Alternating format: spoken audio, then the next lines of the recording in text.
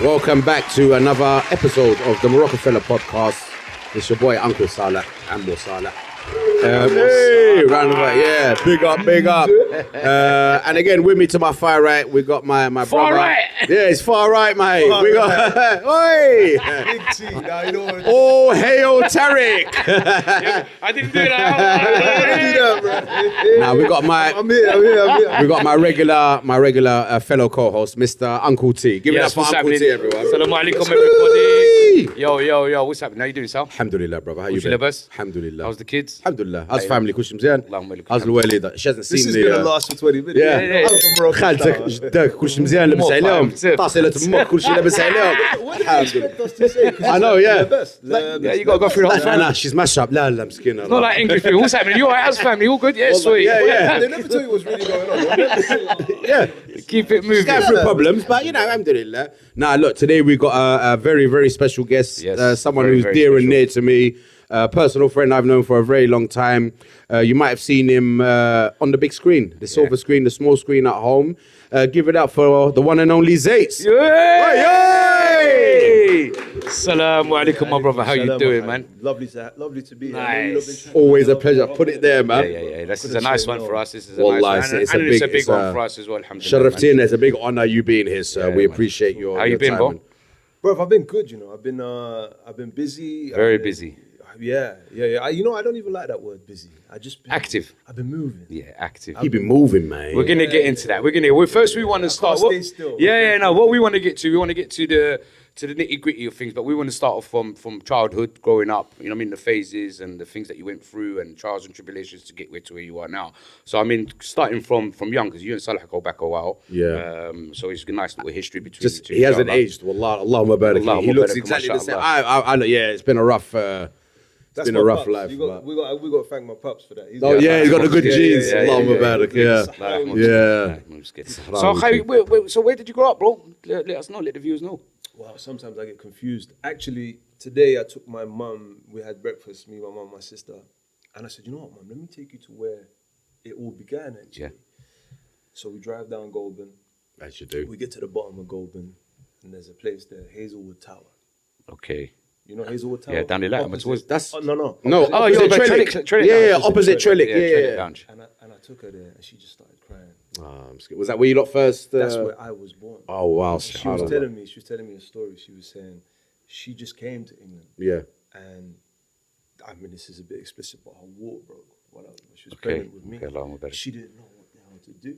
So she's in Goldman and the telephone box phoning my pop saying, something's not right here. And he's just like, woman, you need to get to hospital ASAP. ASAP. Yeah, man. So, yeah, imagine that, bro. Right. No language as well. Imagine having no English as well. Yeah, in a literally complete foreign straight. country. But I think there were Maghreba there at that time, no? When did Mumsy? When did There were Mumsy come up? Because my mum come up around 1969, 1970. I think my mum was here. Oh wow. So my dad was here 68, but my mum came here 80. Safi. So your my mum would have come up with that. With my pops' With that generation. Yeah, They yeah, come yeah, straight to Goldin Road. And Super just Road. to bring it back even more, whereabouts you lot from in Maghreb? Areish. Arish. Another Shameli. We got a northern Shameli. Casablanca's down today. كسحبكم احنا بوحدتنا هنا ولا وانا لعند اسحب معايا اسحب لك عندي كازا doing stuff. We're in Hollywood now. No, but but lately there has been especially guests we've had. A lot of them have been Kazawa. So you're the first Arishi that we've had in time, and Cool. Hassan as well. Hassan is Arishi. he's Arishi as well. Yeah, he's Yeah, but Arishi. they haven't watched that one. They haven't seen that one. We haven't released Yeah. unreleased special You know, footage. don't you find out a lot of people from Areish went to Tanja and now they Become got- Tanjawa. Yeah. We had I'm this like, conversation. Transition. We had this conversation a couple of weeks ago. Yeah. They transitioned before transitioning was a Yeah, thing. yeah. I can't take Tanja. You know. I can't take it neither, okay. Too much. I get homesick in like 30 Yeah. seconds. I'm like, but the thing is you always want to go Tanja. Yeah. Then you get there and then you're like, no, I got. أرجع بحالي. I gotta go home. See, that's why I fell in love with Arish. Obviously, my missus from Arish. I'm from Kaza. And Kaza's too much of a, like, when I go Maghreb, I like chilling in it. I like relaxing, going to the beach, eating food. That's it. I try not to do much. And Kaza, you can't switch off. You're constantly. I think it's, you know what, we This got one's to remember, trying to we rob come me. from one of the most busiest cities in the world. Do you understand? And Yeah. like, it doesn't stop for us here. So I want the opposite. Going back there, I think because we're not into that nightlife and partying or whatnot, we're quite like humble. Speak for yourself, mate. Nice. I know you, in on Rave. it. You was out the other night. I know that, bro. Told your missus you was working. He was out. He was out. But I went brief shot straight after though, so. Yeah, بسمح لي. Him and the bouncer. I've got a quick story. Go ahead. We drove to Tanja. Do you remember La Rose Bleu? Yes. I've heard of it. I've never been so there. you remember? So we jumped in. We took the Golf that time. At that time, the GTI was a big GT? Boy, Kids don't know, man. Like, what's a GTA? So we drive up. We get to a petrol station in Tanja, and there's like 5 men in the way, six men in the way, banging. We get to the petrol station because we're lost now. We don't know what we're doing. This is before the sat-nav days. And Before anything. Yeah. So we rolled up. There's a gentleman there. You know the guys who fill up. Yeah. I said, Assalamu alaikum. Sharif, do you know where this place is? I'm trying to describe what I'm trying to say. Yeah. Rather than And say he's like, what? And I'm like, La Rose Bleu. And he's like, what is this place that you're telling me? And I said, it's a place, people go, they dance. let's get shot hockey to show. But he's a gangster. You know what he said to me? He said to me, Wuldi Shuf, if you said to me, where is the nearest mosque? I would tell you. I can direct you. I would tell you where. There's one over there. You take a left, Yeah, you yeah. go straight. But you're asking me where the dance is. I can't help you. Yeah. Good luck. Mashallah. Rajal. I didn't wanna go. That cab driver. I didn't want to go. I said, Manaf, Wallah. I'm going جمع. like a second. I أشهد أن لا إله إلا الله. I said, yo, I don't know about this. This is not. I used to get paranoid. You know when you see a It's sign. like a sign, innit? I said, Yeah. if we go there, we might Something might have a happen. heart attack. And my man only goes, Jama. I'm going straight to Nar life. Yeah. No. Alhamdulillah, you have that thought process, though, bro. Yeah. I better retract on that. It was, innit? I'll take it retract. back. I'll retract. Make Toba after, don't worry. Go pray after. No, listen. So let's not lose track. So growing up in Goldin, and then from Goldin, you lot obviously moved I and never grew up in Goldin. Okay, so خلقتي في الحومة. What happened was we was in Goldin, Hazelwood Tower. Hazelwood Tower, still there. And then there was this one day, someone jumped off a trellick Wow. Okay. and landed on, that a trellick had the fence, but The fence railings. had those railings. Yeah, I think it was a parachute And brace. he got skewered. Yeah. Mate. And that's very graphic for all the viewers. I'm sorry. But I was going to have a kebab later as well, there, but it's the gone. Cheers, bruv. Shish. Yeah. Yeah, God Go rest on. him. Holy Allah shit. يرحمه مسكين, الله يرحمه مسكين. Yeah. No, And let's then not talk my about that. mum said to my pups, I'm out of it. We out here, yeah. we're That out. was enough. We are That out. was it. And then that's when I started my journey in the Edgware Road area. We Right. went to a place. Actually, we lived with friends of mine on Church Street. And then we moved to Edgware Road. We started moving around. And then we moved to a place called John Ed Court, which is by Warwick Avenue. Okay, lovely So this place. Helma that Zate's talking about is another Helma in West London, where there's a lot of Moroccans and a lot of Arabs up towards that. More Kurds, so the Iraqis, Arabs. yeah. Arabs. But Maghreba there, though. There is a lot of Maghreba, and a lot of Zaidi Maghreba as did well. kind of move from Goldin towards the Westminster, then Kensington and Chelsea. Yeah. Go on, yeah, go on. Also, for the Maghreba, the audience in Maghreb, London is very unique in a sense that, for me, it's one of the only cities in the world where you have an estate, and opposite the estate, You're multi-millionaires. there's £20 million mansion. Yeah. You don't get that nowhere else. Yeah. Do you know what I mean? There Wallah. are some places, but London it's so concentrated in that way where. And they're very close to each other. They're literally not. So you could have a multi-million pound house, number 25, and the council. And a urine covered lift. Yeah, number 24 estate. belongs to the council. Yeah. That's specific to West London. West That's London, yeah. why we come up a little bit bougie side. We are Yeah. very bougie. That's why East, South, and North. It's a bit gully, Look yeah. at us a bit different. Even for Maghreb, okay? Even from Even for Maghreb. from Maghreb. Because we as West Londoners in Morocco, youngsters stood out from the rest of the other Londoners. Yeah. Yeah, you could tell that we was from one particular Helma. Yeah. بين الملابوغروف. Yeah. هادو العواد اللابوغروف Portobello. But the rest, they don't know anywhere else. Yeah, other the East man, Labroghrof. their upbringing was a lot different. They had a Yeah. lot of Asians, there, a lot of big. ولاد Yeah, ولاد Bogrov. بوغرو. Therefore, it was a. they give it their own name. Yeah. الواد بوغرو. معروفة. دوار ديال ولاد دور بوغرو. والله. والله that's دور ولاد لابوغروف. So growing up, So yeah, I grew up there. I never used to chill in John Hood Court because there's like 300 flats there, and there was only like 3 families that came from a different ethnic backgrounds. Yeah. It was hell. Predominantly white, yeah. Yeah. So I wanted, because that's one of the questions I wanted to ask you. What it was like growing up as a Moroccan, because I like to ask all the Dredi this. What it was like growing up as a Moroccan. I wasn't Moroccan, bro. Right. I was a Paki. Right. Yeah, same here, bruv. There was no Moroccan. It was. That's all I heard growing up. Yeah, Paki, same. Paki this. You know what I mean? And so I had to. That's terrible. That's annoying. That's unprofessional. That's a booking. Do you know what it She's is? getting booked. Give me a card. Have we got cards? No. Sorry about that. Sorry about that. No. You know what it is?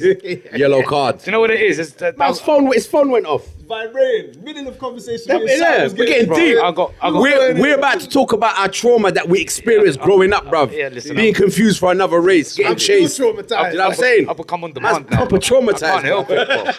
If you just taking it away. Bro, if you'd have seen the number and the name on there, you would have said to me, okay. All right. You say we should have answered it. Answer it then. We should have answered it to you. Yalla, phone them back if you're like a dub. Yalla, go phone them back. This is Zates show.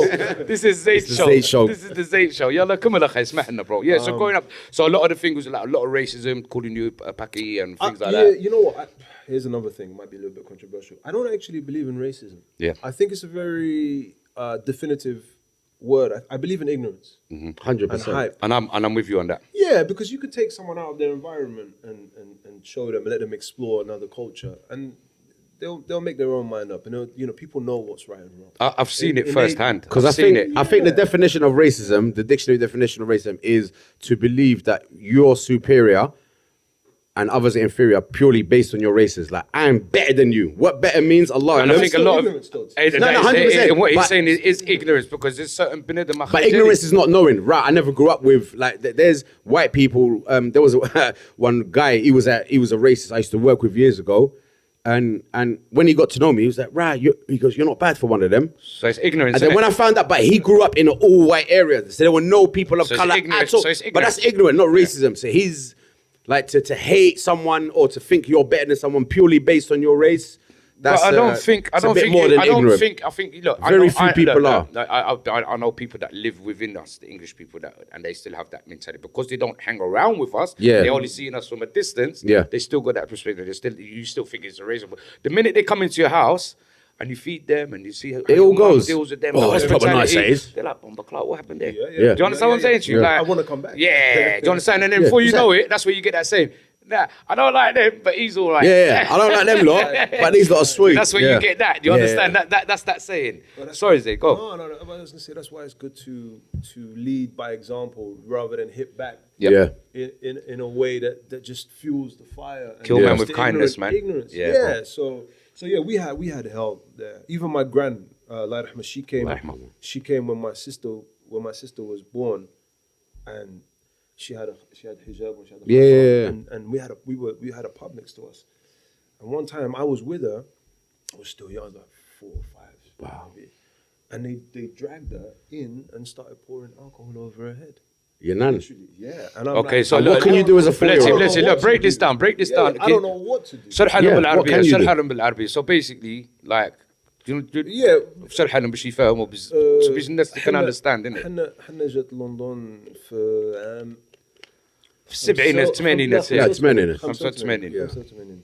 maybe شي عام هيدا فايت، وكان عندنا واحد البار حدا الدار، ودائما كنا كندوز على هذا البار، وعامر في ديك الوقت لندن في ديك الوقت البار كان العنصرية الجامع ديالو بحال القهوه الجامع الجمعه نهار السبت نهار قال ايام هذاك الموضوع ديالهم.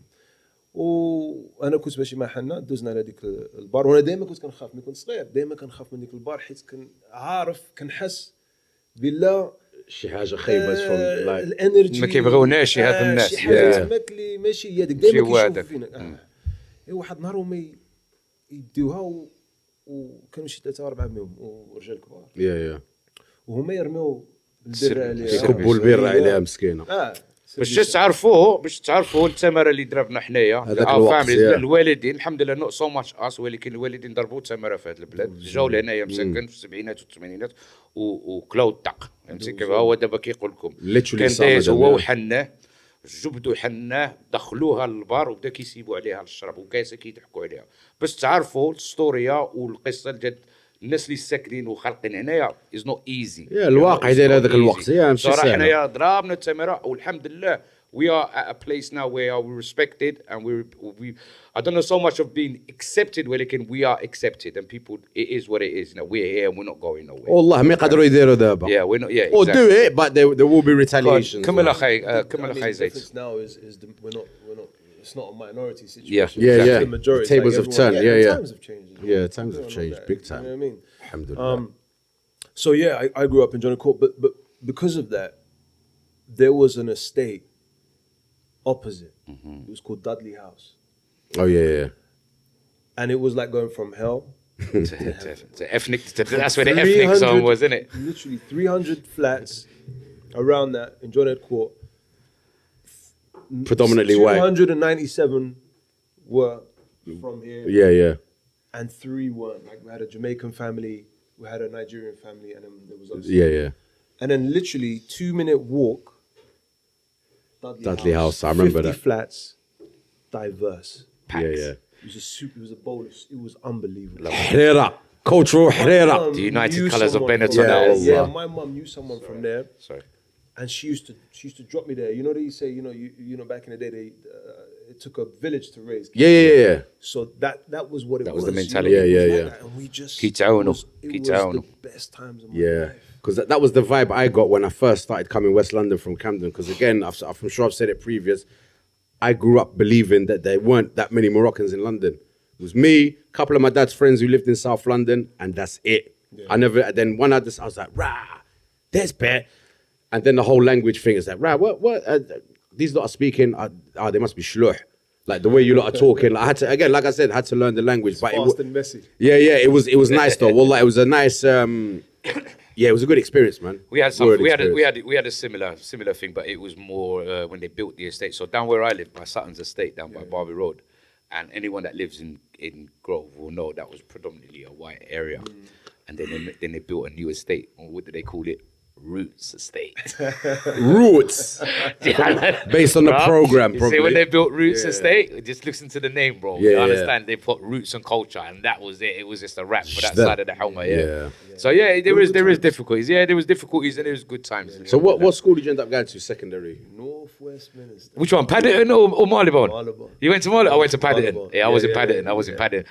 Yeah. There weren't that many Marylebone. Marylebone one, is that the That's one by Paddington. one King Solomon? Penfold Street. By Yeah, Penfold Street. By the yeah. hospital. Now become It's the King Solomon Academy now. Yeah. They're cleaning up. I used to go Arabic school there. Weekend, years ago. Paddington Lower School was rough, mate. It was rough. It's West London, mate. Edgware Road, lovely Because postcode. ours was Mozart, Goldin. Do you understand? We You had- We all got it was so Marylebone was predominantly The second, Bengali. didn't it? They were Yeah, massive Bengali yeah, 'cause we had community Nissan around there. Green, That's and then right. People from Drummond Street. That's used to right. come. Yeah. And that they were because it was kind of like prison. It was like the way everyone kind of grouped up. It was like prison, especially like lunch break. Based on races and that. Yeah, it was like the yard. Yeah. You know what I mean? And Yeah. everyone It was, had their it little was, bro. clusters. It was, And bro. the Bengalis were warring each other at the time. And Civil and war. The Maraba, there was about four or five Maraba. So That- it wasn't that. It was only when we went to upper school where Paddington and Marylebone joined. Joint, then like, rah. And then it was the Maraba now were because we were bigger, we were stronger. Yeah, we yeah. were- So Paddington from we were hungry. So for the Yeah. ones, so the viewers at home, North Westminster School was broke up into 3 schools. So one side was Paddington Lower School, that's where I went. Then you had Marylebone Lower School, which is where Zates went, and then you had the upper school. That's like 6th form upwards, isn't it? Kind of. Or is it- No, that was year 10. So he's up and to the 11. 3rd year, innit? Kind of. Yeah, Then he yeah, left in the 10 3rd and year, innit? He only went up to 3 years, and then he went to upper school. We were in Rebuild lower it, that's school, mad. year 7, 8, and 9. We had the Moroccans. Do you understand? Yeah, well, you guys started because I remember before your generation, it was the West Indian. They were That's running right. the That's school. right. Yeah. That's right. And then you outnumbered them. Yeah. And again, it was the whole bigger, stronger Yeah, yeah. situation. It was And I mental. think Like, then that's when the Moroccans the Moroccans. Started Because it's the the takeover. Yeah, The revolution. Yeah. The takeover. and that lasted for about 6 years. Yeah. Because it was like from your generation down to ours, maybe a bit longer. And that's when I met. Bad man in the building. Don't be fooled by the grey beard, man. Where's the bad man? Where? Man, a bad Who man. are you? Nah, my Bad man. My uncle Jeff. As my brethren say, My Uncle my mate Jeff. says bad man thing. Bad man thing. Or Batman thing. Nah, I was never a bad man. But He was yeah. naughty though. Did you enjoy school? he Did was you enjoy school? No. Nah. I don't think anyone did. I don't think anyone. No, you know what it is you go to school and for me at that time, I don't know what it was. Maybe it was influence from my pops. He was always talking to me about business, entrepreneurship, and I used to see him. He used to hustle. He worked at a hospital as a foreman porter, and then he sold cars. If everyone that knows my pops know that he used to buy and sell cars on the road. And he would. My dad had no ego. He didn't have no pride in that sense. Alhamdulillah. Floss Money's money, bro. As long as you're not hurting anyone, That's it. You do your thing. So his dream was always for me to help him with the car. Yeah. And have your own big car showroom and That was all his of that. dream. Yeah. And he taught me how to drive for money. And then that became part of my life. Was I'm just gonna be a businessman. That was always it. But the one thing about my pops that not a lot of people knew is he had a creative bone in him. Right. And him and my uncle, this is how it all kind of started. Now I'm jumping from place to place because my brain kind of works like that. When I used to go, his mum is from Mjadin, which is in a place called Wallander. Yes. I've heard of So it. 18 kilometers out of Arèche. Yeah. And we used to go there. When I used to go to Mara, we used to go there. And this is where it all started for me, young. My dad used to take this speaker, was connected to a box. Yeah. And then it would just, you know what I mean? It would amplify. And he would just put shows on. He would come on and he would Mobile karaoke. Start spitting lyrics. We would do it again. He would literally do that. And then his brother, and me, he would then do sounds with his mouth. Beatboxing before it was a thing. All of these wonderful, weird things. And then him and my dad would tell stories. Yeah. My mum used to storytelling's bring her family big. Yeah. from Arèche. So we had both families, and then we had the whole tribe come. So there'd be about 80, 90 of us underneath the stars, and they're just riffing, making everyone laugh, telling stories, crying. I'm looking at that thinking, right, man. This is So it's in the genes, isn't it, bro? It's in the genes. Yeah, this is in the genes. It's in the genes. So when you're young,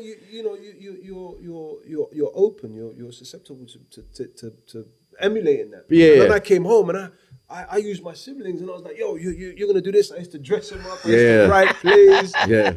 And it was always serious. But my dad was more into fun and comedy. Comedy. I was serious. I was like, this guy wants to marry this girl, but the dad won't let him. Yeah. He casts him out. Real life stories, From boy. young, from like 6, I don't know why. You're already writing scripts, but you're already writing scripts as a literally. kid, though, man. Yeah, Do you understand? So as a kid, you was already kind of in that world, you know? Yeah. Alhamdulillah. So because you mentioned the car thing, because I was gonna say, like, before obviously you got into your acting and stuff, like the guys that know you, the man that know you as the car guy, used to be in a. Was you buying and selling, or did you get into the rentals? Which one came before the other? What happened was I used to work for a guy, a QAT guy. Actually, rewind. I used to work for Car Pound. Westminster Car Pound. What used to one of them guys. In the trucks. Yeah. My friend Jawed Moali. He Big up Joey. yeah. Old tight Jay, yeah. My older brother Jay. Yeah, all the J's, He put me in. He said, "Come work." I was like my dad. I used to hustle. I used to do what I had to do. You know what I'm saying? And always look for the angle, basically. So he got me a job. I loved having that job. Yeah. Oh my God, I love. You love seeing people suffering and trying to pay to get their cars back. Yeah, you heartless little so and so. This is the guy, you know. Wait, bruv, I'm a pound short, please, but I need my car back. I need it back. I Sorry, used to bro. release the car. What? I used to be the guy that would take you to your car. Oh, okay. I say, yo, don't Car's do here. that again. But if you do, I have the key, so I can unclamp your car. Ah, Just give you a okay. little sound. Of course. Little Moroccan So there. that's what I used to do. So yeah. I loved it, but I loved being outside. You know what I mean? And working and feeling like I'm responsible. Yeah. And what age was this? Oh, this was after Church Street Market days. This was. Was you in the market as well, yeah? 20. Yeah, I did like 9 years in the market. No way. I worked in the market when I was 12.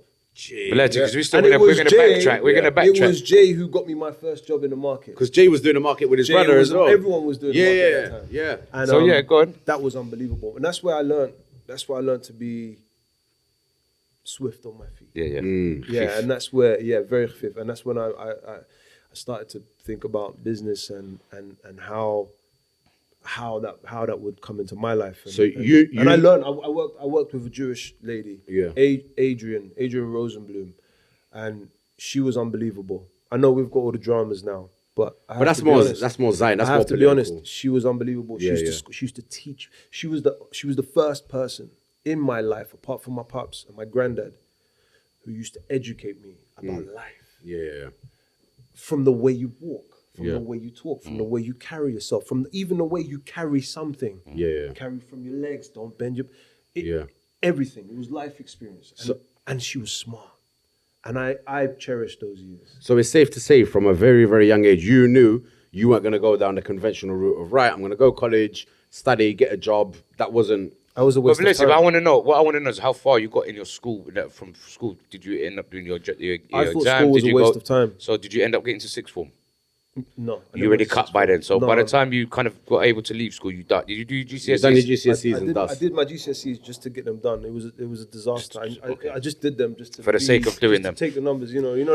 Everyone. Who I got takes my part name is and a the winner date right. kind That of was it. I situation. remember my exam. I got my name correct. I got the date correct. The rest of knew it, what a I lot was of them. gonna get. The only thing that I liked was drama and Yeah. English. Weirdly, I loved English and I loved drama, and those are the only two that I actually did well in. Yeah. Whereas the maths, geography, double sciences. I got a G for gangster in maths, Same here, bruv. and I can't listen. We can't promote that. We need people to know. Stay in maths. school, kids. Yeah, Stay in school. I got a G for that. Listen, school was school. I It's just not for couldn't everyone. wait to get out because I had plans. Yeah. And I think that's a big, big help. Like if you know from young what you want to do or roughly where you want to go, then act upon it, man. If that involves you having to go uni, then do it. If it doesn't, then don't, You know what was unfortunate about school is identifying people from our community. There were a few people in there that I looked at and I thought they were geniuses. I don't. And I'll name you some names. Mustafa Sliti was a genius. I don't know him. He was a genius. I saw heard him about him. conduct business right in front of my eyes when we were young. Mustafa Slatey. Yeah, and I said, that Big is up a Mustafa genius. out Old there. type Mus. Big up He is. Mustafa. I He's a watched cab him. driver, right? I think he is now. Yeah, he's a taxi I haven't driver seen him now. in a while. Mashallah, yeah, he's a I taxi watched driver. this brother here conduct a negotiation with an older man over some business, and he was 15. And I saw a businessman, a distinguished businessman. at 15 years He was old. never given a chance. Yeah. He didn't know what to do with that, and that's the heartbreak of not having foundations where that it can provide you with that nurturing. Have them people in them. I kind of had things. that. Yeah. I was given that Yeah, by Adrian Rosenblum, by my pops, by my granddad. Yeah. But I don't think at that time I had the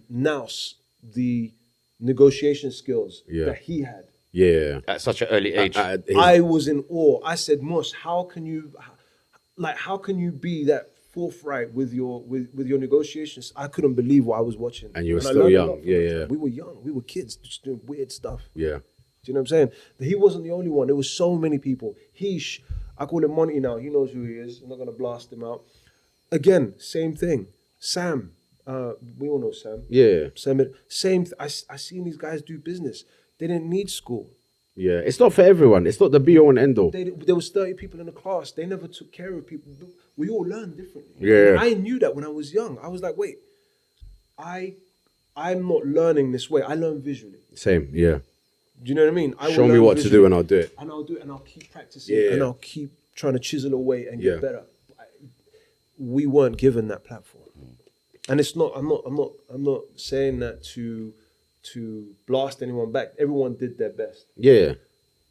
But that for me personally it is a little bit heartbreaking because I see where our community was going at that period. A lot of us went into a place where maybe we shouldn't have if we had that. Yeah. That lane Yeah. paved for us, or that education. Because even our elders, even if you were a year or 2 years older, you weren't trying to educate the youngers. It was Make money. violent them times. Yeah. No, it was rough. Everyone was doing their thing. And that's one thing I will say. I am gonna put my elders on blast. I am gonna do that. That's you, mate. Your people. I don't know why. I felt when I was growing up that the elders didn't pay attention to the youngsters coming up. I felt that they were wrapped up and consumed in what they were doing. Yeah. Didn't have the forward thinking about what was coming behind them. But is it their responsibility? No, do you it think? is not their responsibility. It's not. Sorry. However, I think if they gave 10, 15%, Yeah, a little bit of effort. a little bit of, listen, business, but they weren't taught that. No, exactly. And That's that's the the thing. This is where we come into it now, Zaid. You understand? This is our job now. Yeah. Okay, That's so what- we are the elders now, innit? 100%. Do you understand what I'm saying, Shu? And we're gonna go into what you're doing, like. Other Do you than agree, just by the acting. way? 100%, bro. Do you agree but with what I'm but saying? what it is, as I said, the elders. When I say the elders, I'm talking Not about mum and dad. No, I'm talking about elders. my generation, 55, Yeah. 55-year-old, 60. Heduk came And younger. Heduk came. Are you in that generation? They Yeah? come. Me, I'm 49. Oh, I thought you said 49. about yourself. No, no, I was but like, what? Why are you trying to bring out the Yeah, but look, You're still young, man. But no. But the thing is, you can call me, but you look older than me. I could shave this off and look 19 Still, tomorrow. No, you wouldn't. I could dye this in the next hour and look younger than you. No, you wouldn't. What are you talking about? What, him? Gillette, brothers. Why, listen. If this video gets 500 likes, I'll never shave my beard. I was about to say 500 likes, I'll shave it off. No, I look young, bruv.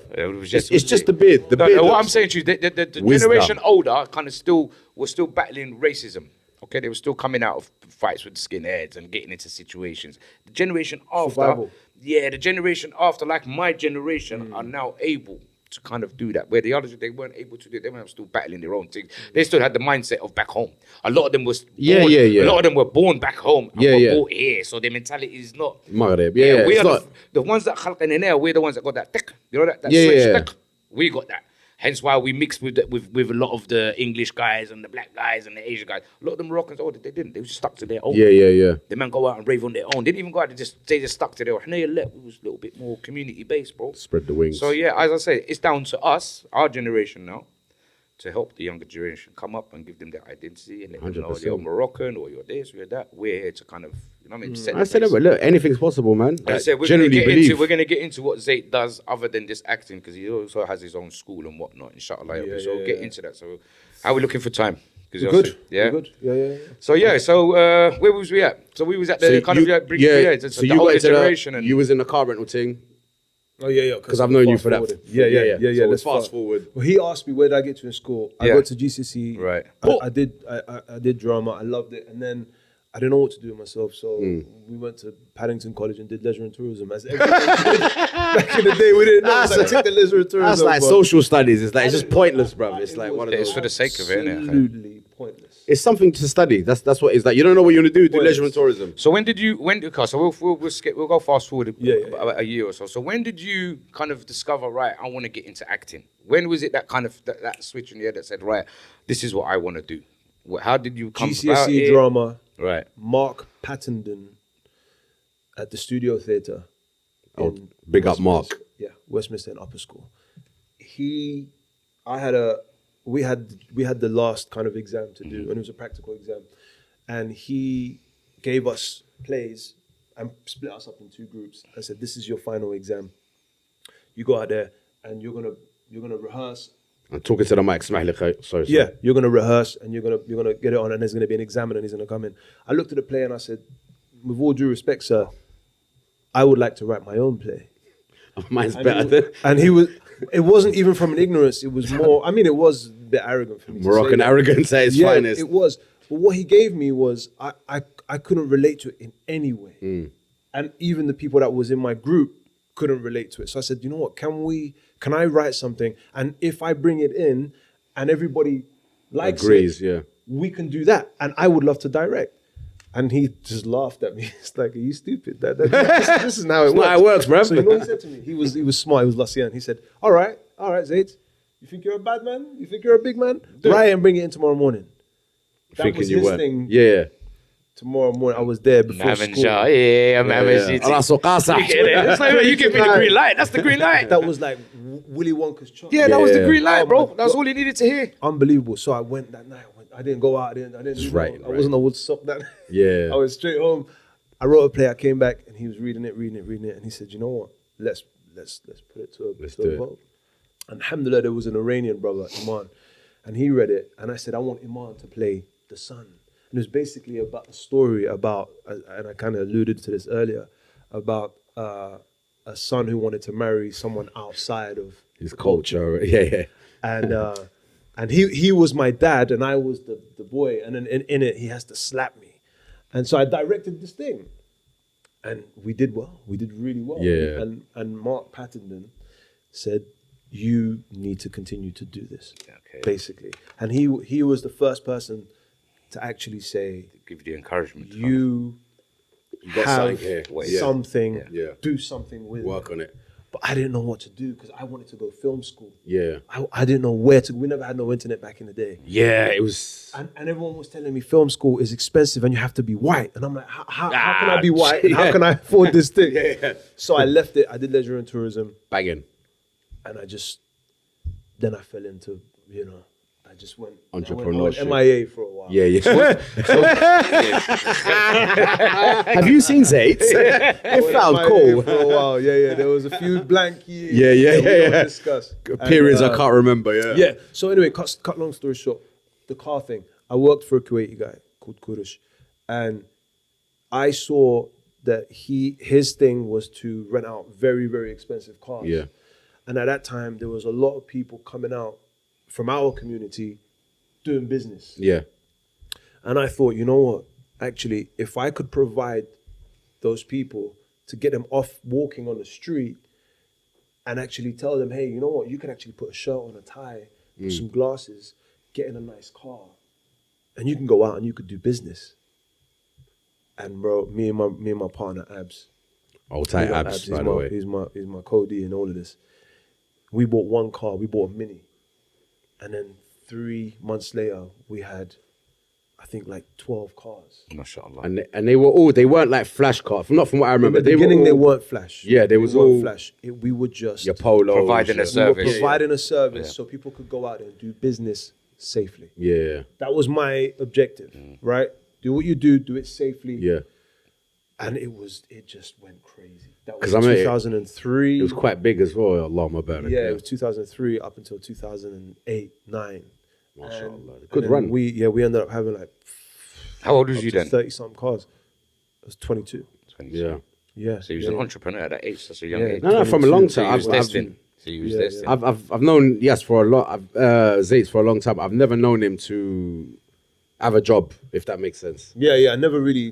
He's never. Oh, what you doing? I work for these lot. Or, Yeah. it's always, He's not that he's doing he's his own always. thing. Yeah, It's Zates not a has always hustle. done his own thing. I used to sell pens in school, bro. That was my No thing. way. I was known for selling pens. Yeah, you see, I would steal Parkers, pens them Parker from other pens. students. That was what I would. Yeah. I used to steal dinner tickets and shot them. I think I was shooting. That's where the money was, bro. Shit. We was broke, man. We was thing. So how did? So if you don't mind me asking, so I was gonna say something. what did you say? God, I didn't even hear. No, you can't. It's a family show. I was from gonna say something about your mum, but I was just saying. Hey! You leave Hajra out of this, yeah? Halil Hajra. Yeah, leave the Hajras alone. So, and then you got, would it be fair to say you got into what you're currently doing or the acting, not late, I don't want to use the word late, but I'm gonna tell you real quick. So when I did leisure and tourism, I came out of that while I was doing what I was doing. yeah. On the slide, nobody knew. I used to go to a Okay. place called the Weekend Arts College. And Whack, innit? I think it's Whack. called. Is it Whack? it was yeah. in Camden. It was Well, in yeah. Tavistock Hill. Yeah. Yeah, a lot of people came Went out to a of there. Whack Stan college. Came out of there. Daniel Kaluuya came out of there. A lot of people came out of there. Good people. And that's where I found my first mentor, Che Walker. He just took a liking to me. I don't know why. I came in there with my Timbs, my big AV. Yeah, Avrix, I don't know. Bad man days, bro. Bad man days. Yeah. I thought I was an OG. Nah, you was though, man. If you were wearing them at that time, you was, man. It was what it I got is. that. I went to New York and I just bring a bunch of them. Loads of, because they come back out. They're making a resurgence, Yeah. So that's where it really became serious. And Like I was real. doing that every Sunday, and we would do shows. I would write. I wrote plays left, right, center. Oh, wow. So you And kept that quiet, bro. I kept that quiet. Nobody knew. It was every Sunday because at that time, if people knew I was doing that, they wouldn't really take me seriously from a street perspective. Yeah. Like, right, man, what, actor Donny? What you Yeah. mean? Oh, you free? What you doing, know bruv? what I'm saying? So Yeah. we used to walk around with a big chip on our shoulder and like whatever. We was about that life, okay? We were, that's the truth. That was it. You know All that time, Zates was to be or not to be. Yeah. That is the question. Thespian on the sly. He's a part-time thespian. Thespian on the sly. But it's funny you say that because there's a lot of conflict in that because you have that part of you and then you have to kind of let go of that and get into this and it's kind of really different. You're in there, you're doing it and you're thinking, right, I'm looking like a punk. And I'm waiting for someone to say something wrong. I'm waiting for someone to say something wrong to me at that time and say, right, you look like a this or that. And then it'll be like, come, it's on. Yeah. So it was quite conflicting at that time. No, I can imagine. And he cast me in a show called the Chidi J's Final Hours in 2003. Okay. And at that time, that was literally just before I started the business. And I used to wash bus stops. I had a van and I used to wash bus stops while I was doing what I was doing. At night time, is that? At night time. Yeah, I remember those. I think they're still about. Ad Show. I used to work for Ad Show. And I know people think I'm crazy. I used to literally wash people vomiting on the bus stops and change the posters, the movie posters. Yeah. Show. And I got to be honest, that was one of my favorite jobs. It's freedom, innit? It's the freedom, innit? I did that with pride. Yeah. I love cleaning people's... I don't know, it was weird like that. I feel responsible. I used to drive buses years and years ago. Like even at that time, I got my license at 19. So I was a bus driver from 19 to 24. And so I probably dropped some of them. I remember that. I used to drop some of that. I used to hide it. What are you doing? I'm on road. I'm on road, innit? So I was doing that, but I was doing other things. I was still, the car company was coming up and we was doing other stuff. And then my mentor, Che Walker, cast me in a show that he was directing, his directorial debut. I did the show and that's when I said to myself, I want this. This is what I should be doing. It's a bit of me, This is it. The final show, I picked my dad up for the final show. It was a Saturday. He came to watch the show. And there was an agent there who wanted to have a word with me after the show. I spoke to the agent. She said, you know what, come Monday to the office and I want to sign you. Wow. My dad was there. That was the final one. As we're driving home, and I've got the agent's number, I said, Dad, you know what? Would you do this thing now, you know? I'm gonna really do this. I'm gonna slowly let everything else go and I'm gonna do this. And he said to me, you know, Wildy, my dream is to build a home back home. I think everyone of that generation, And he never really had the home. He felt like he came here and you don't feel like you're not settled here. He didn't fulfill. Exactly. So he said, I want you to help me build a house back home. And I love my pups. I'd do anything for my pups. So I said, you know what? And again, I'm a weirdo like that. I took the number, I just dashed out the window. You're a weirdo, bro. I phoned my mentor, Che, and I said to him, my bro, don't phone me. Don't text me. I don't want you to talk to me about acting ever again. Done. Prior to get the house, innit? I got his tunnel vision. So his dad sold him shit. I was hustling. Yeah, he needs to get that house. That house. So I was hustling, grinding, whatever. And I wasn't even really giving him that much, but everything that I could, I was just like, hey, let's go. And it was crumbs in comparison to what he and my mum put down. Yeah. But I just wanted to. I wanted to do what I could. And strangely, subhanAllah, the business started to take off. Everything started to move forward. So I forgot about that. I stopped whack. I think I was too old for whack at that time.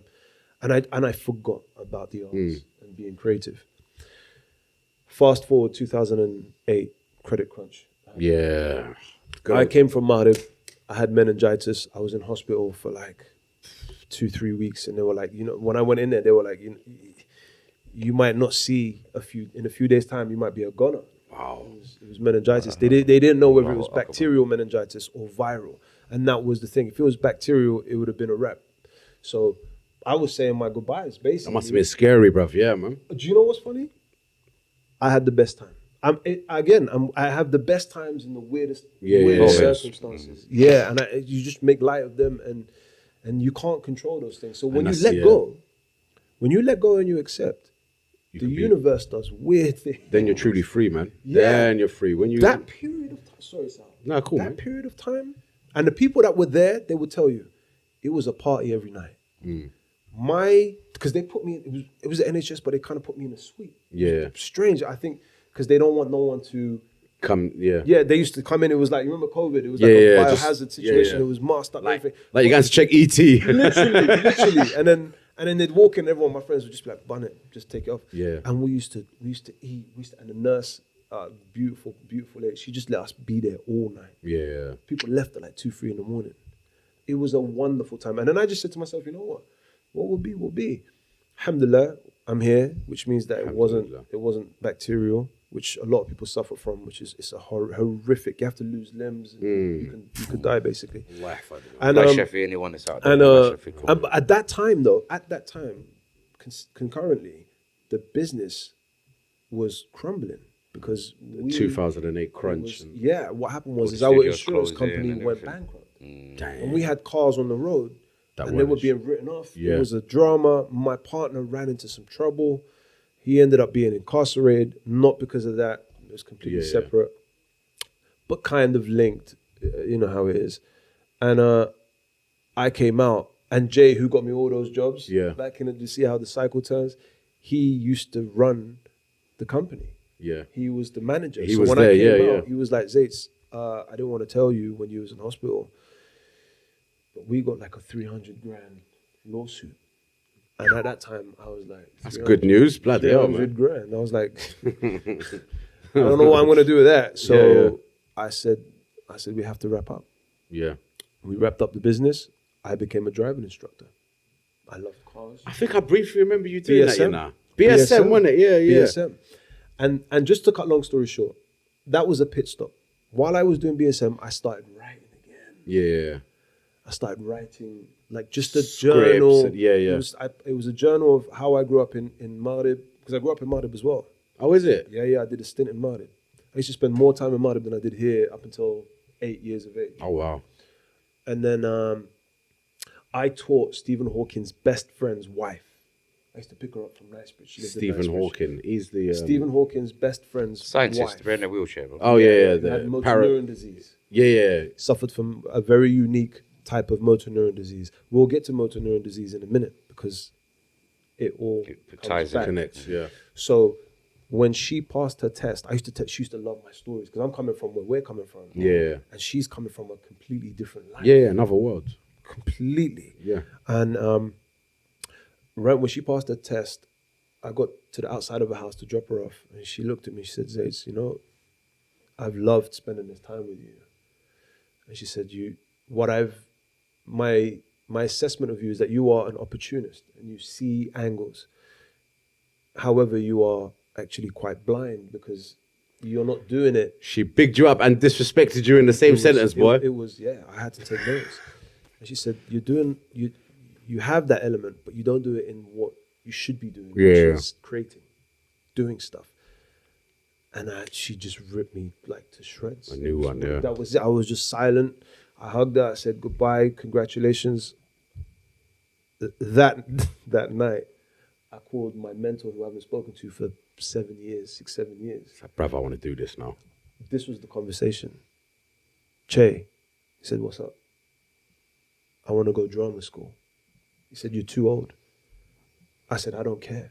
I'm brown." And I still had that thought process of way back that, you know, you had to be white to do drama school, to do this and to do that. I said, "I don't care. I want that validation. Yeah. I want to go drama school." He said, "Come and see me tomorrow morning at WAC." I haven't spoken to the guy in years, 6, 7. That was the conversation. Quick, quick, efficient. I met him the next day. He had these plays, he had this stuff, and he said, "You're going to learn X, Y, and Z. I'm going to show you how to do it, break it down.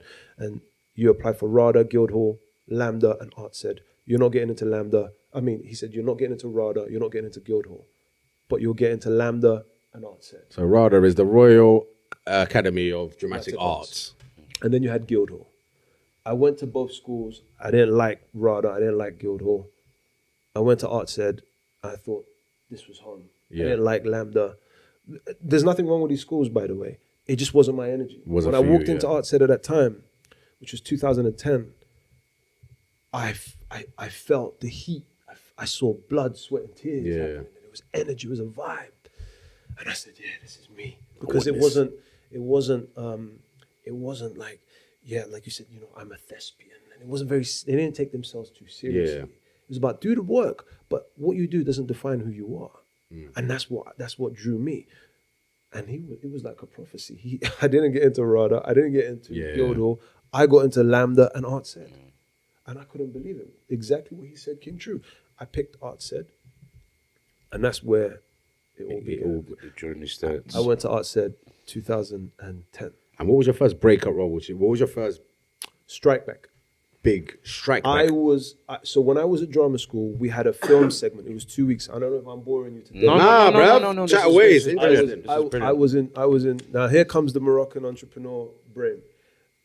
When I wrapped up the business and everything, and I was doing the driving instructing, I had a little bit of surplus cash hanging around.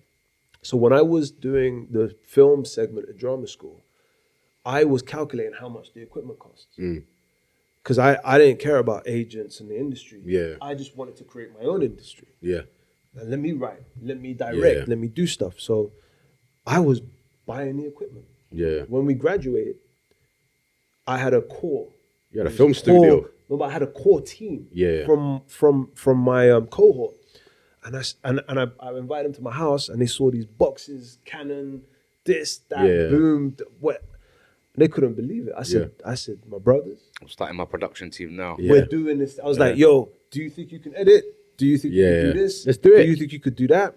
And we just all chipped in, and we started making film after film after film after film, and that was beautiful. And then I was going to direct my first kind of long length short film. It's going to be my first time I was going to do that. And because I was learning from Connor, who went to film school.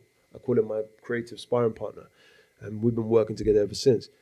And he had more knowledge than me when it came to the film aspect of things. And I fell in love with it. I was obsessed. When I tell you I was I was lost in all of it. I loved Lost in the sauce. Yeah. I was in awe of the environment. I love the technical aspect. Yeah. I love every aspect of filmmaking. Yeah. I absolutely, I couldn't get enough of it. So I went down a rabbit hole for years. And then as I was going to direct my film, as things happened, I got Strike Back. It was a bonkers shoot 'em up TV show on Sky, HBO. It was an unbelievable experience. Was you gassed when you got it? Like, what was the feeling? I was annoyed. What? I was so annoyed because I wanted to direct my film. Oh, okay. So it took you away from what you wanted. Yeah. But Gary Davey cast me for that. And he said to me, don't be so upset, because he could hear my tone. He was like, don't be so upset, because you can use that money to make your short film. That's right. And I was like, yeah. Yeah, Zates, congratulations, you got the role. Yeah, thanks. Yeah. Cheers. I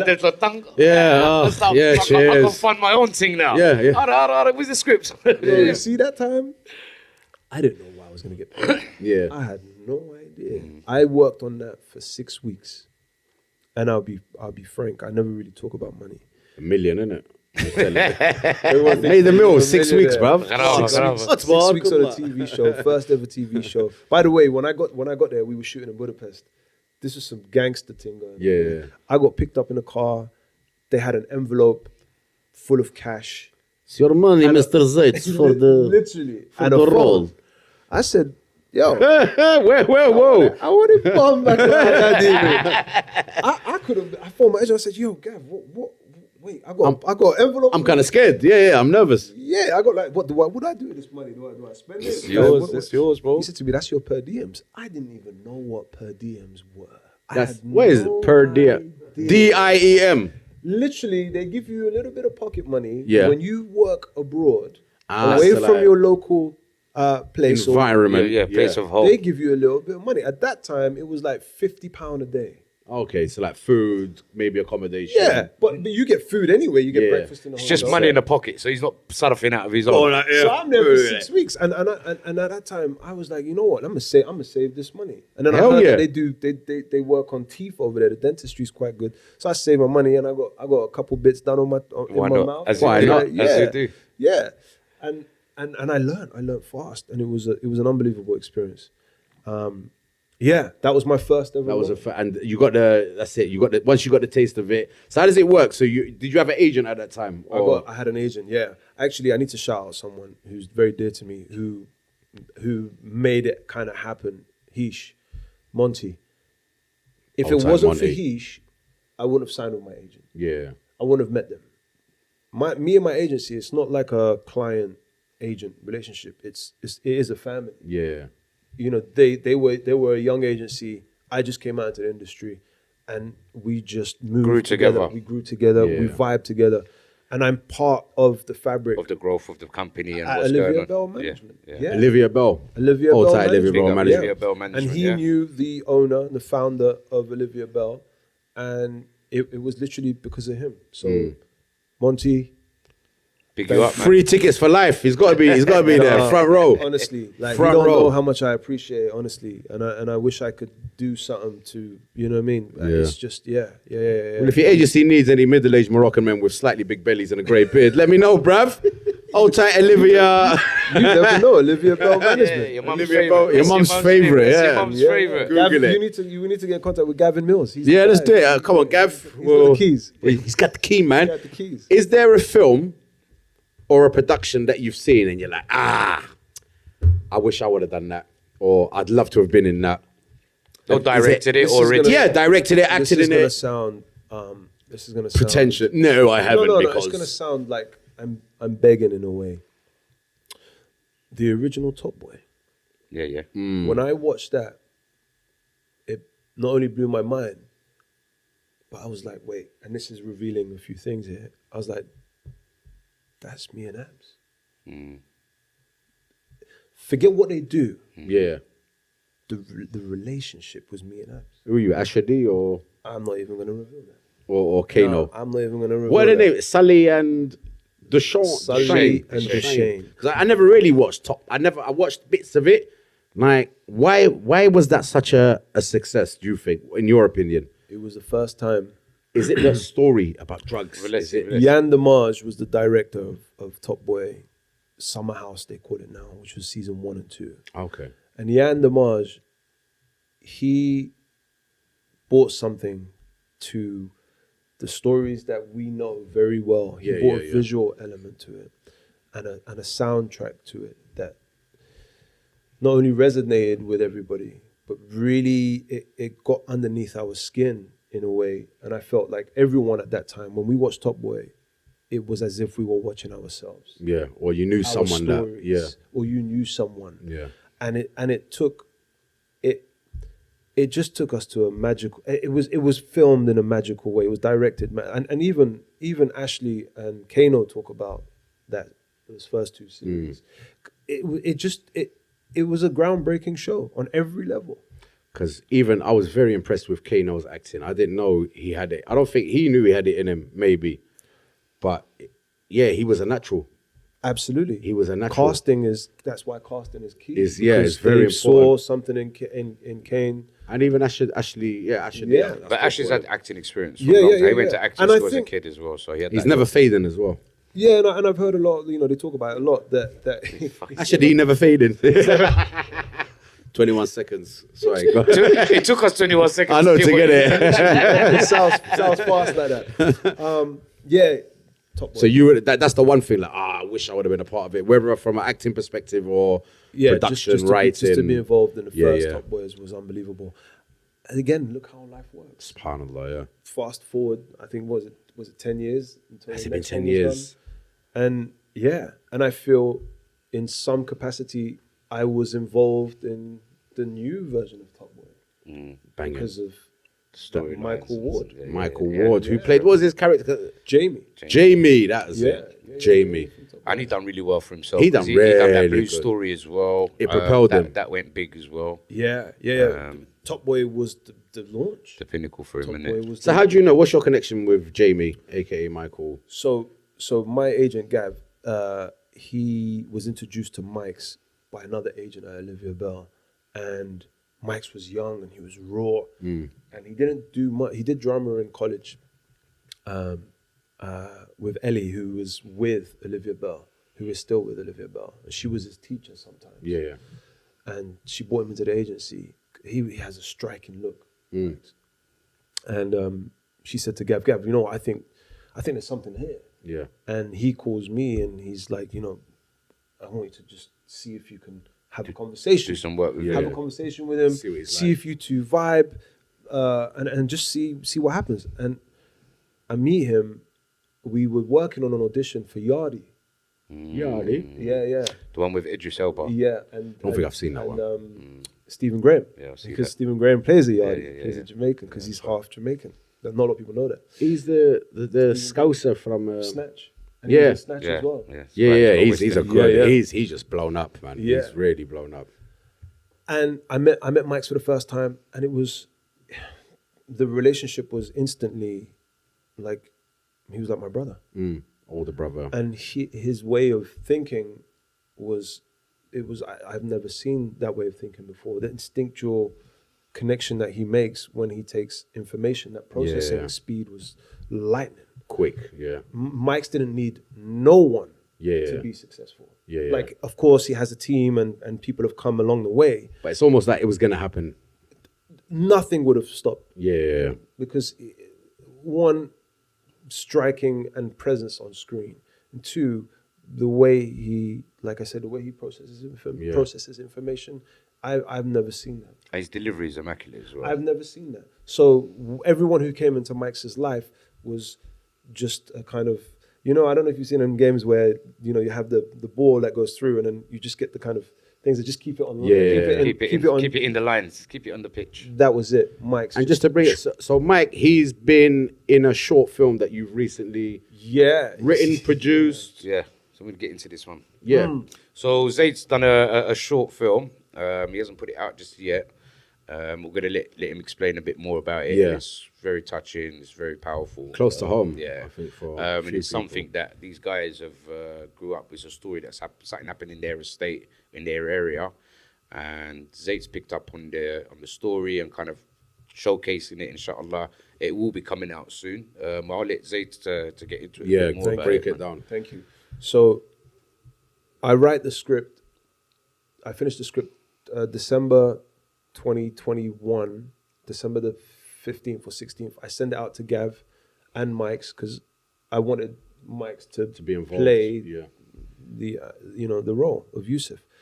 But I wasn't like if he didn't want to do it, it wasn't like, oh bro, like it wasn't Can't do even, it without no, you. we're in the game, we understand. It has to make sense. I sent it to him. Mike's called me and he said, I'm doing the role. I never said nothing to him. Yeah. I never said read it. So I want you to. He said, I'm doing the role. And he said it in a way, it was like quite like, I don't care what you say. Yeah. I'm doing it. And I loved that. Yeah. He was like, that's what he did. He That's said, the energy. I am doing this. I'm doing this. I don't care what happens. And I said, great, wonderful. He said, however, we need to shoot it in 2 weeks. I said, That's a bit tight, bruv. I said, yo, what do you mean 2 weeks? He said, we got to shoot in 2 weeks because I'm going to be shooting Empire of Light with Sam Mendes. And that's business. That's work. It's work, yeah. So I was like, okay. Spoke to my agent. He became the producer on it. I did a few redrafts of the script, and we shot that 2 weeks later after I wrote the script. Banging.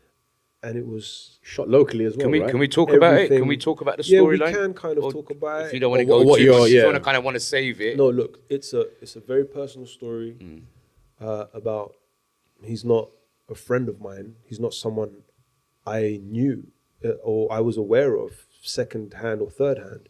He was my brother. And the reason why is because he was Abs's younger brother, Mike O.D. I watched this kid grow up from 2 years of age. Yeah.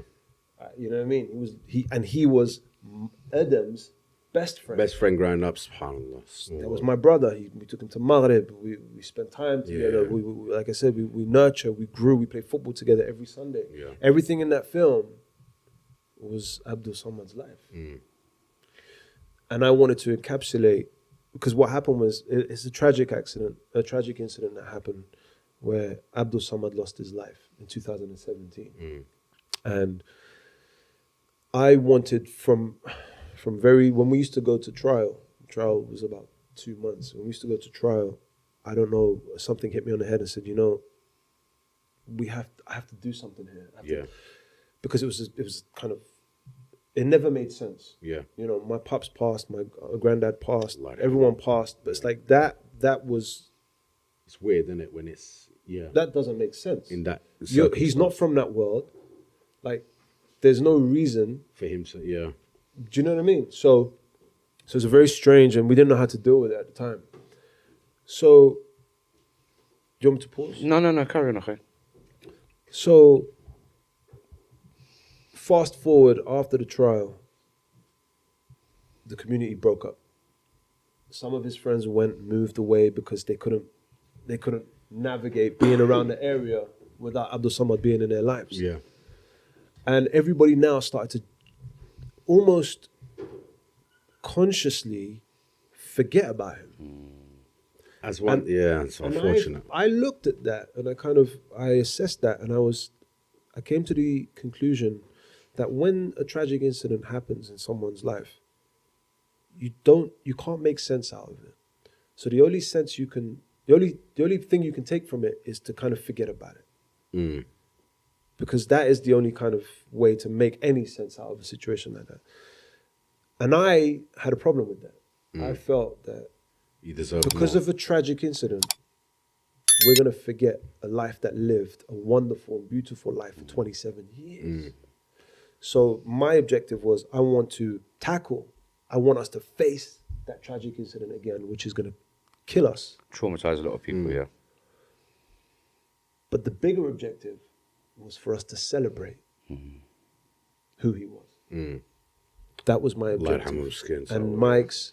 Are we able to Gav. bring it up a little bit? Can Yeah, we let's do it. are we able to get anything up on the screen? Just quick, not too much though. Not too much, otherwise. Because we want people to watch this. We're gonna have a People to lawsuit. kind of tune into it. It's called Good Intentions. Good intentions. There's a Starring little Michael brief Ward us. and Charithra Chandra. Zates, you don't drink tea, right? No, unfortunately I Do you mind if I put? You're not allergic or Oh, anything. no, I don't want to no, pour it and then you come I up know, with rashes. no, Cool, they send the Basan, guy cool. to get sick. Cool, So this is the young lady. Who's the young lady This in is this? Charithra Chandra, and she has a wonderful role in Bridgerton. She was in season 2. Right, so that's okay. Yeah, she's yeah. And She was Michael quite Ward good in is- this as well, man. Yeah. And Sagar Radio, he now has just lit up the screens for HBO in industry. So massive shout out to Sagar Radio. I definitely think he's gonna get an Emmy for his performance in industry. Their So chemistry it's, was good. Yeah, Them yeah, two yeah. together. Pause Yeah. it, most. We don't do too much. We don't give too much into it. Yeah, soon, mate. Yeah, it's not even just that. So yeah. So the story essentially is a story of love. It's a story about two people coming from different cultures, coming together, and having to navigate how to make that work. Yeah.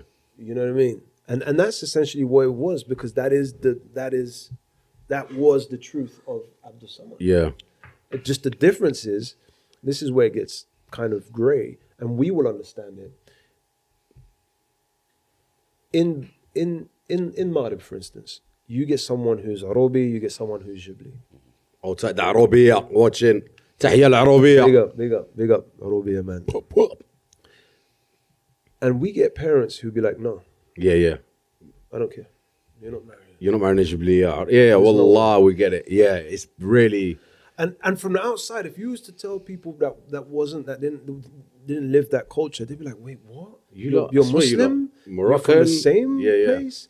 But that's almost like the Indians with their caste system, innit? You can't Exactly. nah, they're lower caste than us. You can't marry this man. Exactly. So I wanted to explore that. But the reason why I wanted Mike's to do it is for a wider audience, someone who's black being with someone who's Asian. It's more relatable, kind of. Exactly. Unfortunately, because the West will negative side of it, understand yeah. And that's what they that. understand. The West will understand. Yeah. that. So I wanted to explore that within the story, which was, 99.9% of good intentions was actually Is that, true. yeah. And rather when than- do you intend to put that out? You intend to do is that It's- is it something that people can access, or when would they be able to access it? We're still going through the festival Right. circuit. Once that's done, we will hopefully, the goal is for it to be picked up by Netflix or Amazon Inshallah. or streaming. So then- just look out for this space. I mean, as soon as it comes out, guys, we'll put it We out. will We'll announce put it out it, on the yeah. Instagram and Yeah, on the yeah, TikTok yeah. and whatnot. So you will definitely hear. Yes, hear from we've it. been, alhamdulillah, we've been so blessed with it. Alhamdulillah. It's done a good round. Of During this Oh, thing, it's blood. brilliant. Yeah, it's brilliant. I Yeah. loved it, man. It was very touching. Just to mention before anyone forgets, you're wearing a lovely hat with film school. Film club. Film club, my bad. I can't read. I didn't study. But before we go into his film club, I want to Yeah, just talk yeah. about the the Hollywood Bustler that you've been working on. Are we allowed to talk about that? Course. Yeah. So Zates is in Den of Thieves 2. Oh, you alright? With Gerald Butler and Shafar. what's his name? Ice Cube's son. What's his name again? I forgot his name. Ice Cube Jr. Yeah, that's Ice Cube Jr. So Zates in that, man, and it looks good, man. It's going to be out in January. Is it in January? Is it coming out? January, yeah. I think in January the 10th it comes So out. give us a little breakdown on that, man. How did that go, man? Because that's a big one. Shot in Coleto, I heard. Yeah. Is that true? How was that for you? How did you end up coming across that cast? How did you get? You know what I mean? That's because that's a big mad, one. yeah. Yeah, that's major. I mean, you're doing big things anyway. Well, this was. Do we have time? Yeah, we have. As long as you have the time, bro. Everything breaks into story. Everything, as long as you've got the time, bro. As long as they don't break into song and dance, I'm cool, bruv. I'm gonna tell you what happened with that. I just finished shooting Rings of Power season 2. Right. This was last year in June. I finished in June, and I was gonna take a holiday. I wanted to go Maghreb. Yes. Yeah, I wanted to go Maghreb. I love going Maghreb in June. And my agent calls me, and this time I haven't met Ash. I haven't seen Ash in weeks. Ash is my brother. Yeah. Because, you know, he's MIA now. Yeah, so he's you can't there. get hold of him. Old tight Ash, if anyone's seen him, big him up. Yeah. Bell me, My bruv. own flesh and blood. I'll call him, I'll text him, he just ghosts As me. you dry. And he'll call me like 2 weeks later and be like, said? yo, Zates, what you saying? City Hook. That's what Yeah, he said to yeah, me. your fault. Saying City Hook. And I Yeah. was like, you Yeah, little... that's reverse psychology, bro. Yeah. So I meet him. We're going to play some table tennis. And we're going to have some food and just chop it up. My agent always does this to me at the worst times. He calls me and says, yo, you got to do this audition. I said, what? He said, you have to quickly just bash this out. I said, okay. No, did he? He goes, it's yeah. I had to. I saw an opportunity. It's hard. Go on, let's not get sidetracked. I don't condone that. by the let's way. not I get don't. sidetracked. Yeah, all last minute. Yeah. Go on. So Sorry, you got the bro. call. You got the call, and then you got told.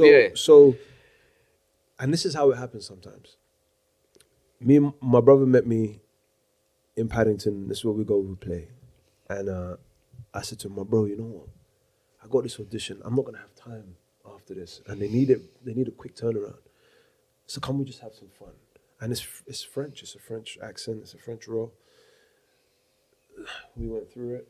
Hello. And we filmed it. It was like within like 15 minutes. Oh, you have to film it. We have to film it. Oh, so it's not an audition where you go in front of a casting director. Self-tape. It was a self-tape. So Okay. I did a self-tape. I sent it. I get a call from my agent about 3 hours later. I forgot to do audition. Yeah. Because I do forget. I'm like that. I'm just like, done it, gone. Yeah. And then he says, you've got the role. And I said, what? Wait. What are you talking about, bruv? We were just, Keep fresh, just- yeah. Just kind of messing around. Yeah. Just Yeah. having fun with it. And then he goes, the director's going to call you. So the director calls me and he's like, yo, we need you out here tomorrow. I loved it. I loved your accent. It was amazing.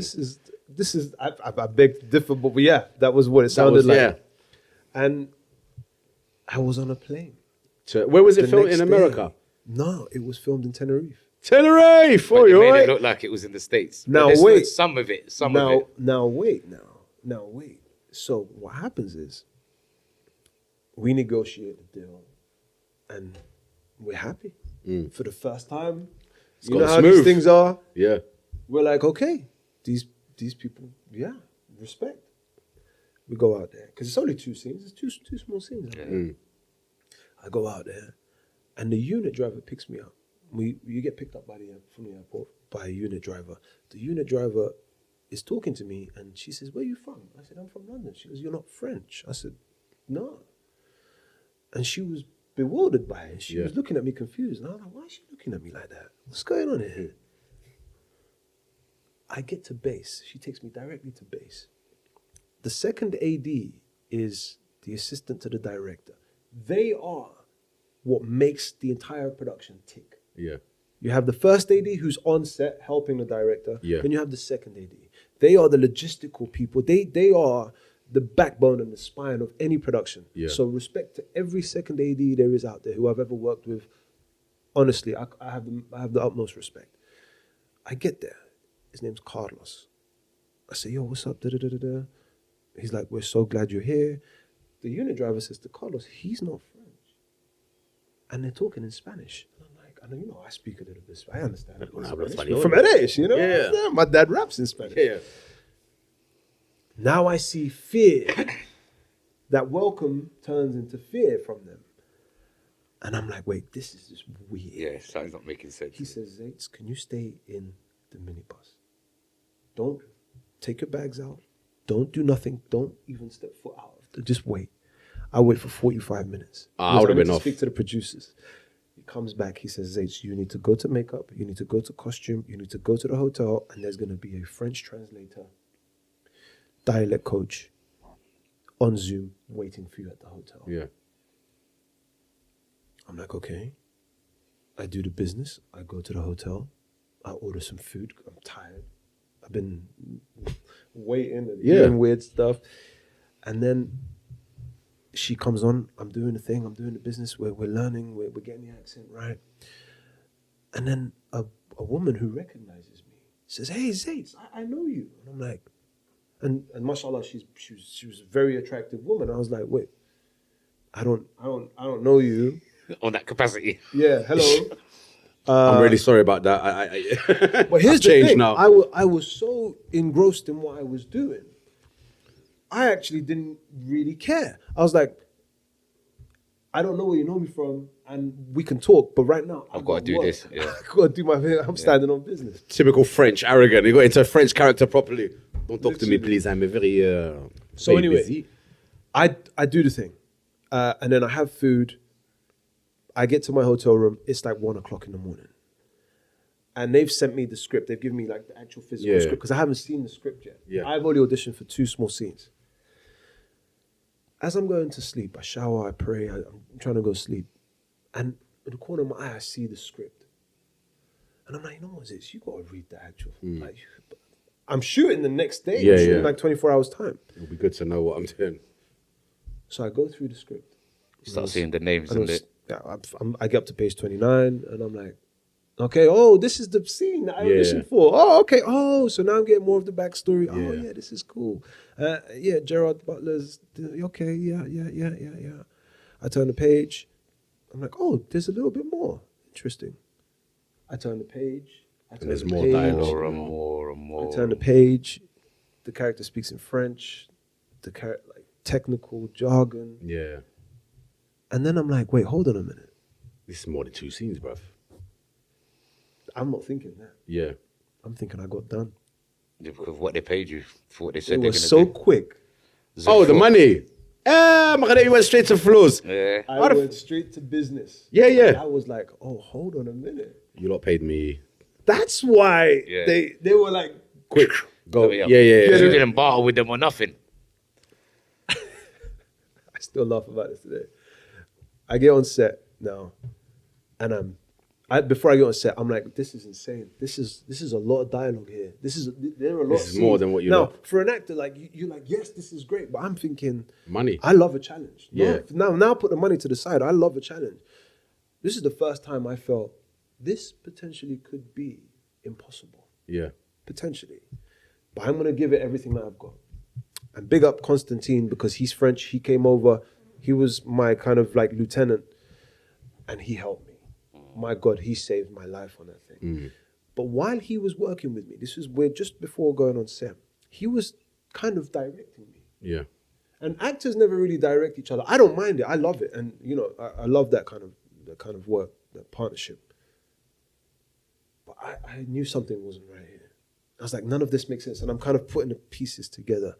And I said, Constantine, you're talking to me as if you have already shot this. And he says, we did. And I said, wait, what? He said, yeah, we've shot this already. There was another actor on this. Who was it? It doesn't even really matter. Sorry, Sal. Tell us who it was. I'm gonna get there. Yeah, go on. 50 Cent. So now I'm like, this is very awkward. So I never want to be in that position. I get on set. Everyone's quiet. Everyone's watching and hoping and praying for something. I don't know what they were looking for. Better It than was the other most guy. awkward vibe I've ever experienced. Jerry comes, he introduces himself, but he doesn't really talk to me that much in the beginning. I could see he's a little bit nervous too. And the producers are there and they're all nervous. The director comes, wonderful guy, absolutely wonderful Christian. And he's like, yo, I love the tape. He's kind of like, he's like that. He's full of energy and passionate about what he does. We do a rehearsal. We do the rehearsal. And it was like a big weight just dropped from everybody. Yeah. They could breathe. Jerry comes and he hugs me. Is that the scene where I've seen them giving you a little, what's it called, towards the end of the production? That was at the end. That's what I'm saying. So we won't So get that's into at that. the end. So you come in what you're doing. So basically, you saved the movie. Like, No. Wait, We're not saying that. No, We're not saying no. that. Let We're him not finish. saying Let him finish. And he says, I'm so glad that you're here. And I said, okay, let's do the scene. And we're banging out the scene and everyone's cool, everyone's happy. And then I see the producer who my agent had a conversation with, who done the deal. And I said, yeah, he introduced himself to me. He was like, thank you for coming, XYZ, XYZ.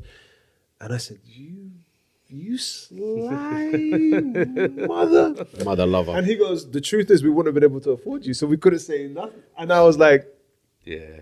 You did. You done me. You got me. You done me. He hustled. And I appreciate. I was. Yeah, like, it's a hustle. It was a hustle, okay? Yeah, I got hustled, and it was lovely. Yeah. I tell you, It was a good hustle. I tell you something now.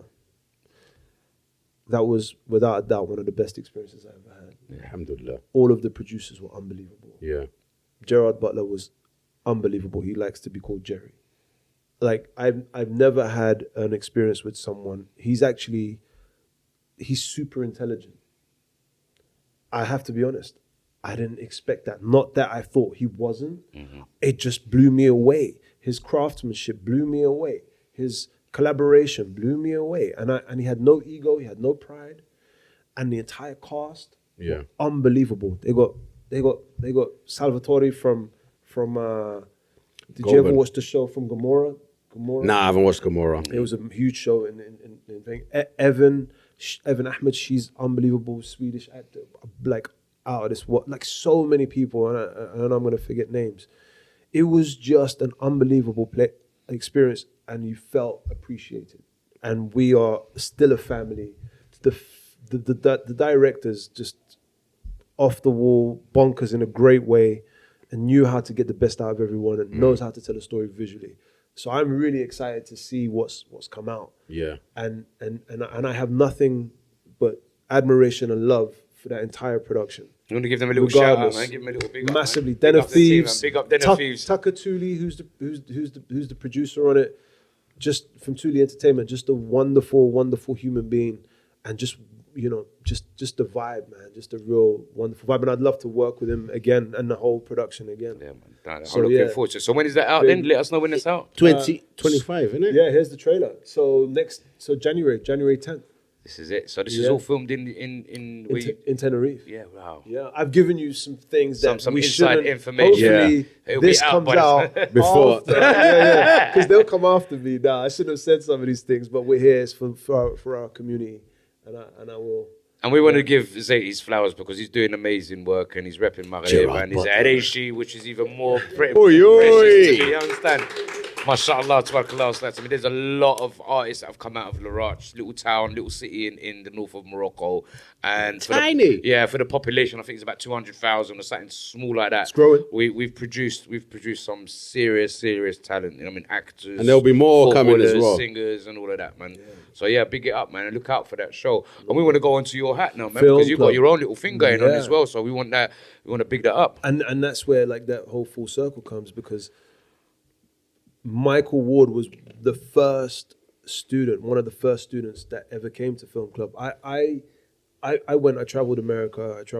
I did courses everywhere. I got masters actually from where I went, which was one of my proudest moments. Yeah. Because it felt like validation. Chasing validation at the time. You got to remember, considering our school upbringing wasn't the best. You know what I'm saying? So alhamdulillah. Yeah, and I want to really quickly speak about drama school and private school. And I know it's out of reach for a lot of people. And I was so lucky enough to have a DADA, which was a Dance and Drama Award. So for me, Sorry, I thought you were saying something else. Like, my listen my, to no, my dada, dada love me. Send me to private school, dada right? My dada done that for me. That's what I say, bro. No, Dada is a dance and drama award that's given to people who they believe have something. Oh, okay, sorry, and they bro. could bring something to the arts, basically. And if it wasn't for that, I wouldn't have been able to go drama school, period. And what I wanted to say is, when you're in an environment where there is 10 people in the class, it's a completely different world. Yeah, compared to the 20 and whatever. And It's outrageous. Yeah. It's like it should be illegal almost to have 30 Yeah. people in it. We had 30 people in the class. You go up to the tutor when you're doing, he's like, he has 10 seconds to deal with you before if he has that, to build up his story. if You ain't that. got the time. Look at the board. Like you Put said- it on the board. I think lower numbers, and like you said, if you're interested in the thing that you're studying, even better. So like you said, your thing was the drama thing, and there's only 10 students, whatever it is, production. So long as you love what you're doing, and the numbers are minimal, even better. You'll learn so much more. And they tailor the way you learn. Yeah. So they know instantly, oh, that's a visual learner. That is someone who's theoretical. Yeah. So they deal with you. They're malleable. They're adjustable. Yeah. And that's what you don't get. And that's the tragedy, unfortunately. That's why you see people who do go to private school, majority of them actually kick on to do okay, because they have a different education system. So yeah, that's that. I lost my train of thought. Film club. So when Film club. again, also, I went to after graduating, I went to different classes and things, and then I had experience. And what I realized is people that came out of drama school weren't ready for the business. They weren't ready for the industry. They weren't ready for the technical aspect of filmmaking. So I took it upon myself when I bought all of that equipment. Remember when I said that? When I graduated, I actually hired a room in Arts Ed and started to do classes. This was in 2012. I was just vibing with the other students, and they would just come in, drop in, and we would just do scenes and play it out and look how it works for camera. But then I had work. I worked in the industry for like 8 years straight, and I stopped acting. I told my agent, I was like, you know what, enough. I don't want to act no more. I want to start directing. Behind the camera. While I'm doing that, I'm gonna create a course for actors to check back in and arm them with skills and tools to be able to navigate the industry, The business. in a different way to drama school. And it's all about voice. It's all about your physicality. It's all about your thoughts. Yeah.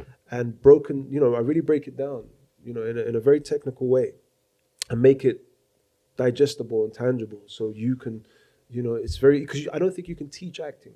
Personally, I think if you have imagination and you have empathy, those are the foundations. Those are the ground. That's the work. That's the kind of thing that you have to have. Otherwise, you're always gonna be not lacking, but you're gonna be swimming against the tide. If you don't have imagination and empathy, because that is what we do. You got to be able to kind of take a step back out of yourself and kind of look into somebody else's eyes. And have that, as you said, you need empathy to be able to do that. Absolutely, and a level of compassion, and I fused that with the technical aspect. Yeah. And Michael Wood was one of the first students. And he just wanted to work with me and with the school, and we just grew. It just grew from there. And was this pre his Top Boy? Yeah. I remember we went to watch a show called Misty, and he got the audition for Top Boy.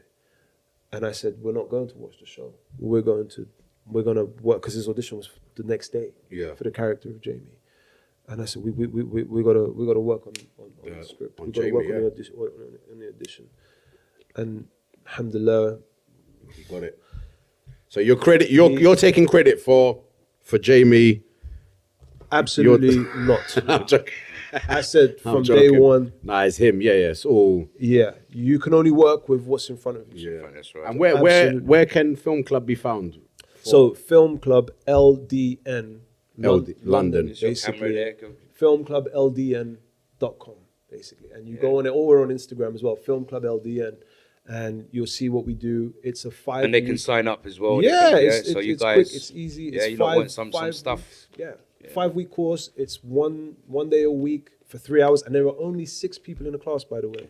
Okay, so not Because too big of going to drama school, I realized that you know having large numbers don't make sense. Yeah. So 6 people in the class. That's Intimate, intense, and just I call it the Squid Game of acting. Hopefully no one gets hurt. Look at the description underneath, guys. So we'll put all these details on there, inshallah. And Zates, before you leave, jump onto this thing. gift that I've dropped. Why? What's wrong, bro? Butterfingers. Bruv, I'm nervous. You're making me nervous, Nah, bro. come on now. I'm too loud, man. You messed it all. You messed it up. Take 2. Rewind. I like that. Edit it back. Let's do it again. Let's do it back. Like we never seen it, bro. And I'm gonna act surprised. I went to Dada. Yeah, let's test his acting out now. Wait, help me with this. Yes. Yeah. What's going on over there, bro? So, What you got there for us, Sal? 1 second. I'm What's just he doing? doing my shoelaces. Just give. Go, kiss it over here, Sal. Hey, this is a gift Oh from my- us to you. Oh my brother. Thanks for Thank coming. you so- look Thanks at that for Moroccan it is flag. everything. Oh my god. This is a little gift little for gift set Zates from with us the new to designs Mr. that we got Zates. in there, Open it now, inshallah. or Yeah, have a look Whenever at it. you want. You want to look at it now? bring I out get excited, man. Come on. This now. is our new design that we've got out. So guys, look out for this. And if heavy it duty. is Yes. thick, was it the GSM? What's it called? 300 GSM. What's the GSM? Yeah, the GSM, bro? 300 GSMs. 100. 300. Yeah, it's a 300 GSM. This is Goldburn. So here's. Now let's look at this. So this is. So when you got time when you get home, inshallah, you'll have a look and you'll see like, Front. yeah, it's got. Now, I know you can't feel the heaviness of this. This is. Hey, it's good quality. What can we say, huh? What can we say? And then here's the back. Look at that. I'm wearing this. Yeah, Oh, I'm wearing this. inshallah. In fact, if you don't wear it on the red carpet, we are coming after you, mate. We are That is beautiful. gonna send the 30 round. Shukran, thank you very much, man. Thank you Shukran, very thanks much. for coming in. So, do you have any socials that you want to big up? Yeah, well, Instagram, Zates Atour. Zates, how do you spell it? Or AT. Atour. So Zates Atour. And don't forget to like and subscribe, guys. Leave a comment. There he is. And look out for Zate's Instagram. You can catch me You on trying to look pretty. Marrocafella. Yeah. Hello. See how handsome he was. Sweet. Professional, looking away. Nah, he's still Allahumma. Oi, Allahumma barik. Embarrass me like that, guy. No, mashallah. And we are starting a Marrocafella dating site as well. Yeah. So let's go. we got our first one. Anyone interested? Let us So know. yeah, guys, don't forget to like and subscribe. You can catch me on Hard Work, Not Hard Work, and you can also catch me on the Marrocafella Instagram. And yeah, you can catch your mum's favorite. Go on, you want to give me your? I don't have no socials, but remember, I am your mum's favorite. And they can sell. Lovely. Say Allah, tabarakallah alaikum. Viva Maghreb! Viva Viva Maroc! Viva Maghreb! MashaAllah, MashaAllah. Tabarakallah. Nice one, my brother. That was brilliant.